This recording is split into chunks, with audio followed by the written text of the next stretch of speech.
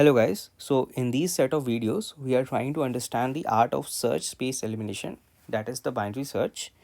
And in this particular video we are trying to target a standard binary search problem, that is the lower bound problem. So let's just dive into the problem. So the problem statement states that given a sorted array and a target value t, you have to determine the index of the smallest element such that t is greater than equals to the target value t. All right. So for example, let's say the target value is 9. So in this case, the smallest element that is greater than equals to 9 in the array is 9 itself, and its index is 3. So 3 will be my answer. If the target value is 10, then the answer will be 4, because the smallest value greater than equals to 10 is 18. And if the target value is 34, there is no such element in the array, and in such case we will return the size of the array as our answer, that is 6. All right.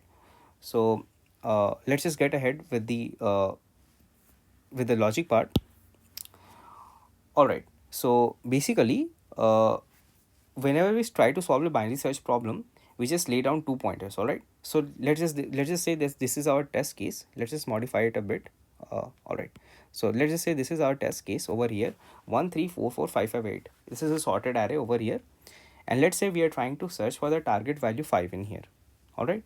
So the first thing that I do is I lay down the search space. All right. So the search space for my problem will be L equals to 0 and R equals to 6 for this case, because 7 is the size of the array. All right. Now at each step, what I do is at each iteration I try to find the mid value. All right. So just like in any standard dynamic programming problem, I will try to find the mid value, and the mid value in this case will be equals to 0 plus 6 by 2, that is equals to 3. All right. So the mid will now be pointing at the index 3, that is this element over here.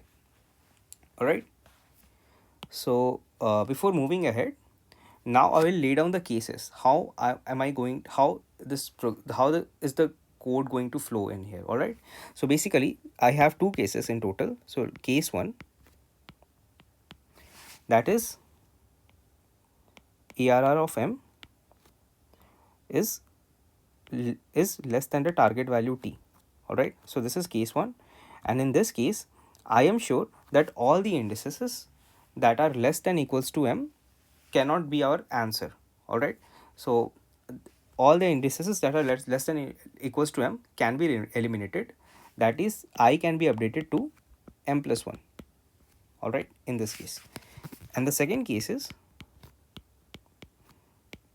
ARRM is greater than equals to t, and in this case I know that all the indices that are greater than m, so just focus on the words. In the last case we were stating all the indices less than equals to m cannot be our answer.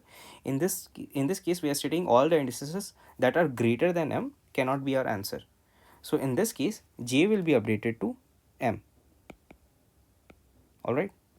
So let's just replace this I by L, so and j by r over here. All right. So L will be replaced by m plus 1 in case 1, and r will be replaced by m in the second case. All right. And if you just continue following these these ways to update L and R throughout the entire iteration, in the end we are guaranteed to reach at the required index, and that will be clear in a moment after we do the dry run for this problem.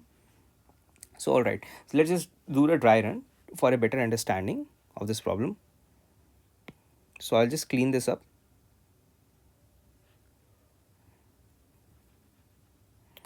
All right. So I know that m is equals to 3 in this case. So if we notice that ARRM is equals to 4, and it is less than equals to 5, and it is less than 5. So it falls in case number 1, that is I need to increment the value of L to m plus 1. That is I need to eliminate the search space that is less than equals to m. All right. So this entire search space will be eliminated. All right. And now I'm only interested in this search space, and R will be incremented to m plus 1, that is 4. All right. Okay, so let's just clean this up a bit for next iteration. All right, so in this case the new value of m will be equals to 5. All right, so m will be pointing at this 5 over here. So this falls to, since 5, if you notice, since 5 is actually greater than equals to t over here, that is greater than equals to 5. So basically this falls in case 2 that we wrote down. So the value of r will be updated to m. So this 8 over here will be eliminated next, and r will become 6. It's not 6, r will become 5. All right, so let's clean this up again. Okay, so now I know that my search space is from L equals to 4 to R equals to 5. All right, so basically I will compute m again. So in this case m will be equals to 4 plus 5 by 2, that is equals to 4 again. And I know that the 4 over here, the ARR of 4 is equals to 5, and I know that 5. So if you notice over here, I know that 5 is greater than equals to 5, right? So in this case I need to update the value of this r to m, because I know that any index r that is greater than m cannot be our final answer. So I need to update r to m. All right, and m in this case is equals to 4. So I need to remove this part from the sample space, and r will also be pointing to 5 in this case. Okay, and this will be my base case, right? If L becomes equal to R, I will break, and this will be my answer. All right, so I will just return this value of L as my answer in if L becomes equal to R. And this is how we perform a lower bound search. I'll just try to explain this with another example for better understanding.